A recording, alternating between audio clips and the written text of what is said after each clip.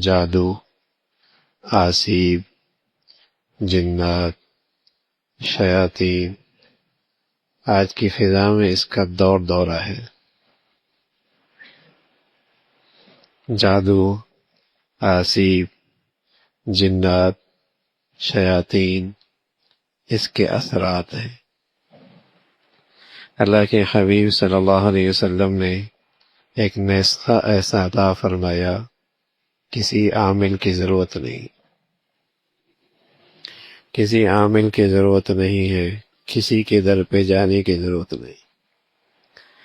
فرمایا جو یہ دو آیتیں جو سورہ بقرہ کے آخر میں ہے، آمن الرسول بما انزل الیہ من ربہ والمؤمنون، یہاں سے لے کر آخر تک علی الکافرین تک، جو اسے پڑھ لے گا رات کو تو یہ دونوں آیتیں اس کے لیے کافی ہو جائے۔ ایک اللہ کے نبی نے یہ عمل بتایا، اور دوسرا عمل آپ علیہ الصلوۃ والسلام نے خود فرمایا، قل اعوذ برب الفلق، قل اعوذ برب الناس، قل هو اللہ، تینوں قل،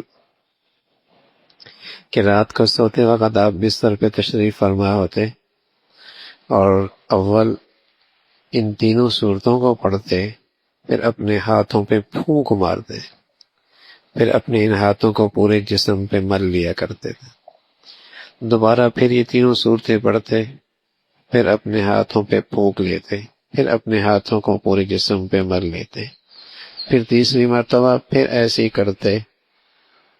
اللہ کے نبی صلی اللہ علیہ وسلم نے اپنے ارشاد سے بھی اور اپنے عمل سے بھی جادو سے، آسیب سے، جنات سے، شیاطین سے، حاسدین سے، نظر بد سے حفاظت کا امت کو نسخہ دے دیا۔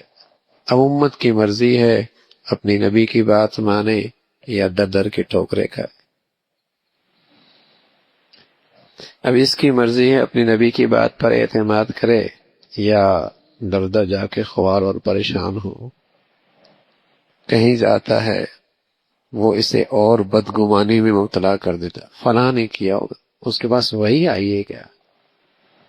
بدگمانی حرام۔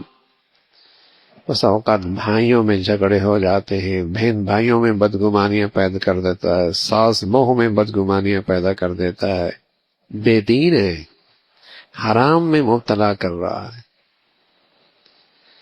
اس نے کہہ دیا کچھ ہے تو باقی ساری اسٹوری اس کو خود یاد ہے، ہاں اس نے کیا ہوگا، ایسا کیا تھا، اس نے اس وقت یوں کہا تھا، اس نے میری طرف یوں دیکھا تھا، اس وقت یہ جملہ کہہ کے نکل گئی تھی۔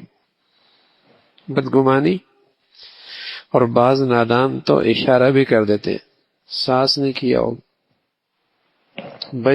بہو کی قرضدانی ہے، تمہارا بھائی ہے، ایسا ہے، تمہارے کاروبار میں جو شریک ہے یہ اس کی حرکت ہے۔ اب غلط فہمیاں تو ہر جگہ ہی اس وقت ہیں، اور بس اس کا کہنا ہے تو پتھر پہ لکیر ہو گئی۔ غلط فہمیاں تو ہوتی ہی ہیں، اوپر نیچے تو بات چلی رہی ہوتی ہے، اب اس کا کہنا ہے پتھر پہ لکیر ہے۔ اب کوئی آدمی ہزار سمجھائے اس نے نہیں کیا ہو، بھائی اس نے نہیں کیا ہے، مجھے پتا ہے، مجھے پتا ہے۔ تو یہ حرام ہے کسی کے بارے میں بدگمانی کرنا، اور یہ ایک عافیت کا نسخہ ہے جو اللہ کے حبیب صلی اللہ علیہ وسلم نے بتلایا ہے۔